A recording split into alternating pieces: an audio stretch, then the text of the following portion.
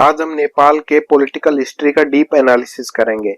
1990 से लेकर आज तक नेपाल में क्या-क्या बदला, कौन-कौन रूल कर रहा था, कौन-कौन से आंदोलन हुए और उनके पीछे वजह क्या थी और अभी जो प्रोटेस्ट चल रहे हैं उनका रूट कॉज क्या है, सब डिटेल्स में समझेंगे। 1990 तक नेपाल एक एब्सोल्यूट मोनार्की था। किंग बीरेंद्र सिंह विक्रम शाह देव रूल कर रहे थे। उनका राज 1972 से चल रहा था। पॉलिटिकल पावर पूरी तरह से राजा के पास थी। पार्लियामेंट या डेमोक्रेसी का सिस्टम नहीं था। पॉलिटिकल पार्टीज पूरी तरह से बैंड थी। लेकिन नेपाल में एजुकेटेड यूथ, मिडिल क्लास और पॉलिटिकल पार्टीज डेमोक्रेसी चाहते थे। 1989 में भारत नेपाल ट्रेड ब्लॉकेड हुआ। भारत के साथ व्यापार और सप्लाई डिस्प्यूट के कारण ट्रेड बॉर्डर बंद हो गया। पेट्रोल, दवाई और जरूरी सामान की कमी हो गई। लोगों में आक्रोश और गुस्सा बढ़ने लगा। स्टूडेंट्स, प्रोफेशनल्स, टीचर्स और मिडिल क्लास लोग सड़कों पर आने लगे। नेपाली कांग्रेस और कम्युनिस्ट पार्टी ने मिलकर आंदोलन चलाया। डेमोक्रेसी दो, पंचायत हटाओ, ह्यूमन राइट्स चाहिए के स्लोगन्स लगे। प्रोटेस्ट को दबाने के लिए सेना और पुलिस ने फोर्स यूज किया। गोली चलने और अरेस्ट होने के बावजूद आंदोलन और तेज हुआ। फिर 9 नवंबर 1990 को नया कॉन्स्टिट्यूशन लागू हुआ।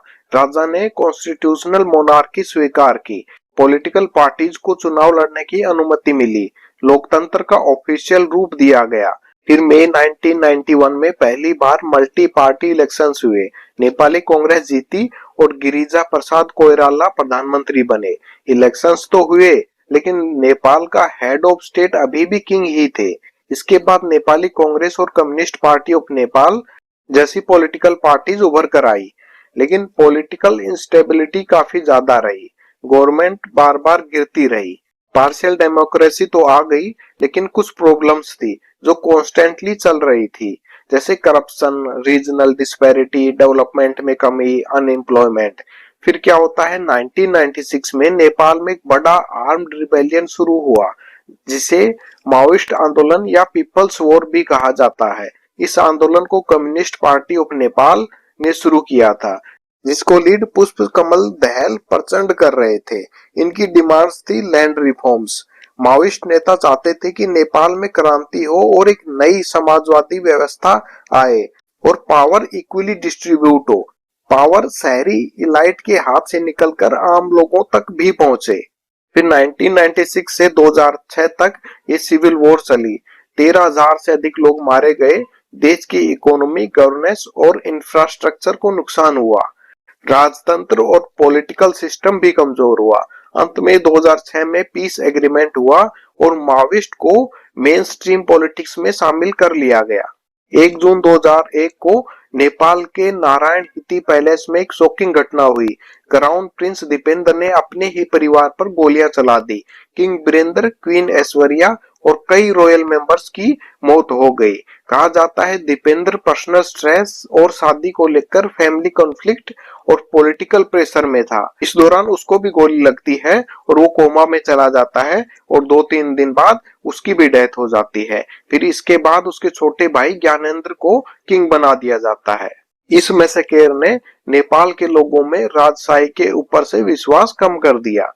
फिर 1 फरवरी 2005 को किंग ज्ञानेंद्र ने पीएम शेर बहादुर देवबा की गवर्नमेंट को डिसमिस करके अपने हाथ में पूरी पावर ले ली। उन्होंने स्टेट ऑफ इमरजेंसी डिक्लेयर किया, पॉलिटिकल लीडर्स को अरेस्ट किया और सिविल लिबर्टी सस्पेंड कर दी। उनका कहना था कि माओइस्ट इंसर्जेंसी कंट्रोल करने के लिए ये सब कर रहे हैं, लेकिन इंटरनेशनल कम्युनिटी ने इस इश्यू को क्रिटिसाइज किया। फिर इसका इम्पैक्ट ये होता है कि नेपाल की मोनार्की और डेमोक्रेसी का बैलेंस बिगड़ गया और ये इवेंट नेपाल को फेडरल डेमोक्रेटिक रिपब्लिक बनने की तरफ लेकर गया।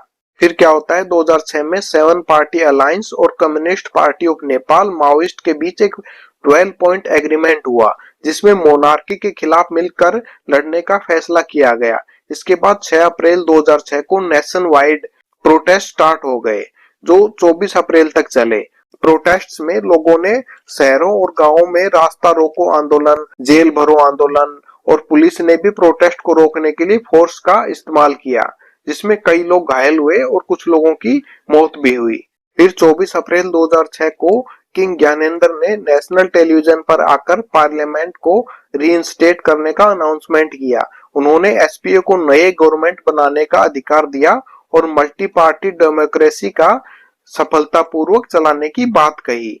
फिर 18 मई 2006 को पार्लियामेंट ने एक हिस्टोरिकल बिल पास किया जिसमें किंग के कई पावर्स खत्म हो गए।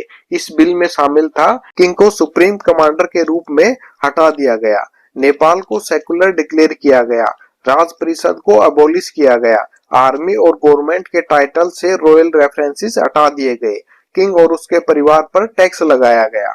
फिर 28 मई 2008 को नेपाल ऑफिशियली रिपब्लिक बना। राम बरन यादव पहले प्रेसिडेंट बने और जन आंदोलन 2 के बाद नेपाल का पहला prime minister multi party democratic system में गिरिजा प्रसाद कोइराला बने। 2006 के जन आंदोलन 2 के बाद नेपाल में मोनार्की खत्म हुई और डेमोक्रेसी वापस आई, लेकिन प्रॉब्लम्स यहाँ खत्म नहीं हुई। पॉलिटिकल पार्टीज के बीच कांस्टेंट लड़ाई, कॉन्स्टिट्यूशन ड्राफ्टिंग में डिले और एथनिक और रीजनल टेंशंस ने गवर्नेंस को वीक बनाया। 2015 में न्यू कॉन्स्टिट्यूशन अडॉप्ट हुआ जिसमें फेडरल स्ट्रक्चर इंट्रोड्यूस किया गया, लेकिन मधेसी और अदर माइनॉरिटी ग्रुप्स ने इसे अनफेयर माना और भारत नेपाल रिलेशंस में भी बॉर्डर ब्लॉकेड के चलते तनाव आया। फिर डेवलपमेंट प्रोजेक्ट्स में करप्शन, 2015 अर्थक्वेक के बाद डिजास्टर मैनेजमेंट की प्रॉब्लम्स और इकोनॉमी की स्लो ग्रोथ भी चलती रही। फिर 2017 के बाद केपी ओली शर्मा और पुष्प कमल दहल जैसे लीडर्स के बीच सत्ता संघर्ष, फ्रीक्वेंट गवर्नमेंट चेंजेस और लोगों का पॉलिटिकल सिस्टम पर ट्रस्ट गिरना नेपाल के पॉलिटिकल इंस्टेबिलिटी और सोशियो इकोनॉमिक चैलेंजेस को और गहरा बनाता रहा। कुल मिला के नेपाल पॉलिटिक्स में करप्शन कांस्टेंट रहा। पिछले कुछ सालों में नेपाली नेताओं की लेविश लाइफस्टाइल दिखाई गई सोशल मीडिया पे और लोगों का गुस्सा बढ़ता गया। एक तरफ बेरोजगारी और दूसरी तरफ लेविश लाइफस्टाइल। पिछले 17 सालों में 15 बार सरकार बनी और गिरी। डेवलपमेंट के नाम पर कुछ खास हुआ नहीं। फिर क्या होता है, नेपाल सरकार ने 28 अगस्त 2025 को एक ऑर्डर इश्यू किया जिसमें बोला गया कि सभी सोशल मीडिया कंपनीज को 7 दिन के अंदर नेपाल में रजिस्टर करना होगा और ग्रीवियंस रिड्रेसल ऑफिसर अपॉइंट करना होगा, वरना बैन लग जाएगा। जब Facebook, Instagram, WhatsApp, x, YouTube जैसे बड़े प्लेटफॉर्म्स ने इस रूल को फॉलो नहीं किया तो सुप्रीम कोर्ट के ऑर्डर के बेस पर 4 सितंबर 2025 की मिडनाइट से उन्हें बैन कर दिया गया। इस बैन ने लॉन्ग स्टैंडिंग इश्यूज को ट्रिगर किया, जैसे करप्शन और नेपोटिज्म, जहां पॉलिटिशियंस और उनकी फैमिली की लेविश लाइफस्टाइल एक्सपोज हुआ। हाई अनएम्प्लॉयमेंट और इकोनॉमिक फ्रस्ट्रेशन, जैसे यंग जनरेशन को जॉब्स और अपॉर्चुनिटीज नहीं मिल रही थी, और पॉलिटिकल इंस्टेबिलिटी और अथॉरिटेरियन लीडरशिप, जहां पब्लिक ओपिनियन इग्नोर किया गया।